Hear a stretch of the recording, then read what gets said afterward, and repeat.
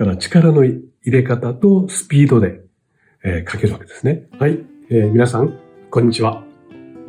柴崎です。今回も水彩の超基礎編のお勉強の時間になりました。皆さんお元気ですか？だんだんね、春の感じになってきました。これからスケッチに行くとてもいい日になりますね。そういう力を伸ばすためにもね、この超基礎編ね、しっかり練習してみてください。今回はこの磯のね、20号の丸筆使って、こう草のようなね、スーッとした、線をね、太いところから細いところに変化するようなスーッとした線を、引いてみたい、そう思ってます。それからまた何か葉っぱのようなね、ちょんとしたそのタッチですね。この筆先を生かして、様々なそのような線やタッチを描いてみたいと思います。はい、それではね、早速やってみますね。はい、そうだな。今日草のようなイメージで描きたいので、グリーンの2番あたりを解いてこようかな。そして、このままだね、筆先を尖らせてですね、スッと長い線を引くイメージです。こうやって。手を動かして、いつもそうですけど、絵を描く前にね、こう一回手を動かすといいんですね。動かしてイメージを作ると、すごく描きやすいと思います。以前、この丸筆で、樹木のようにね、ぐっと押し付けて、だんだん力を抜いて、太くから細くという線を引きました。そのような考えで今日も描きます。それをもう少しデリケートに描いてみるというわけです。そして、これも線を引くときにね、お話したことあるんですけども、もし心もとない方は、ちょっとこの小指を少し画面に当てて、そっと当てがうようにしてですね、これを画面にそっと当てがうようにして、こう一緒に描くと、描きやすいのかもわかりません。それは、ね、ご自分でちょっと工夫もしてみてくださいね。こうやって、こんな感じです。スッと引く練習ですね。もっと伸びやかに引いてもいいかと思います。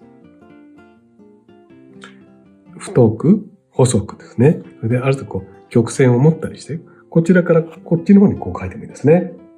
この時にこう、一気にこう書いてしまう感じです。で、躊躇するとあまり良くないんですね。こうやって一気に、どうでしょうか。引く練習です。これを、やっていくとですね、本当に伸びやかな線をご自分のイメージでこう引けるようになってくると思います。でもこれは本当に一気ですね。思いっきりよく。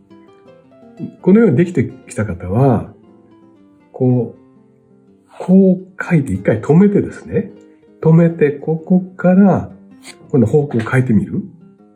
こうすると、例えば草が折れ曲がったような、そんなイメージで描くこともできます。結構面白いでしょ？これでも練習ですね。こちらからこう書いて止めておいて、ここからこうやるとかですね。そういう弾き方です。はい。だんだん慣れてきたら今度は少し筆をいつもよりちょっとナイフのようにしてみて、もっと細い線も引く練習もあった方がいいと思います。細い線ですね。これをたくさんこうやってくると、本当に草むらのような雰囲気にすることができるんですね。長いの短いのですね。もうたくさんいろいろやってみられたらいいかと思います。どうでしょう？よく面白いでしょ？それから、今度はですね、これを少し、こういう筆使い、そうですね、太くから細いというやつを、タッチを短くして、例えばですね、こう押し付けてピッと抜く。押し付けて抜く。ほら、葉っぱのように見えるでしょですね。もちろんこれは葉っぱでも、このように太くて短い葉っぱもあれば、もっと長い葉っぱもあるわけですよね、こうやって。うん。でも考えるのも同じですよね。これは筆の圧力のかけ方の違いでこうなったりこうなったりするわけです。で、葉っぱだったら、こう少し下向きにこう書いてみたり、こっち向きに書いてみたりですね。あるいは、こうやって一回力を抜いて入れてきて、抜くように書いてみたりね。ちょっとずつ違います。面白いかな？どうでしょう？今日ね、こんな草や、だから葉っぱですよね。細くて長い葉っぱとかね、短くてちょっと太めの葉っぱとか。こういうね、ごく身近にある植物なんか描くときね、このタッチ練習しておくとね、すごく役立つと思いますし、やっぱり何かこんなことができるのとできないのでは、自分の発想が違ってくるんだよね。なんか、外行ってね、いろいろ見たときに、あれは、あの表現、あのテクニックで描けるなとかね。そういうふうにイメージはっきりつかめますし、また自信にもなりますね。そんなにいっぱい葉っぱがあるのに、どうして描いたらいいんだろうってならないね。よくこうやって形を描いてから、中をこうやって塗るっていうのもね、もちろんこれも悪くはないんですけども、でもできればこれが、なんかそういう、人タッチですね。なんかそういう感じで描けるとなったら、もっといいと思いませんか？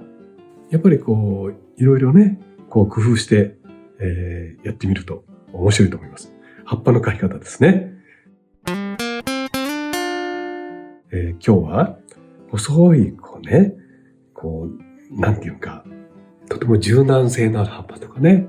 それから一枚一枚葉っぱですね。それをこの筆のタッチ。ね、これもだから力の入れ方とスピードで、描けるわけですね。ぜひやってみてください。きっとね、野山でね、こういう植物なんかを描くのに本当に楽しくなると思います。はい。どうでしたか？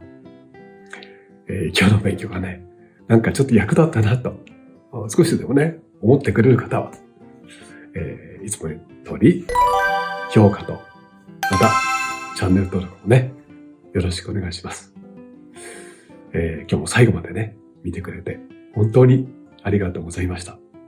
それではまた。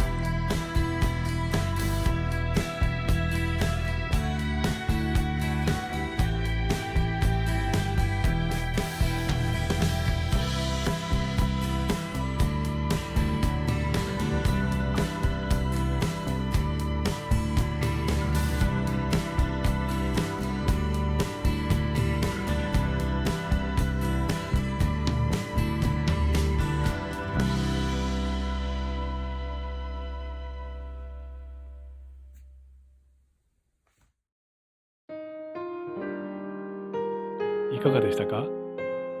チャンネル登録もよろしくお願いします。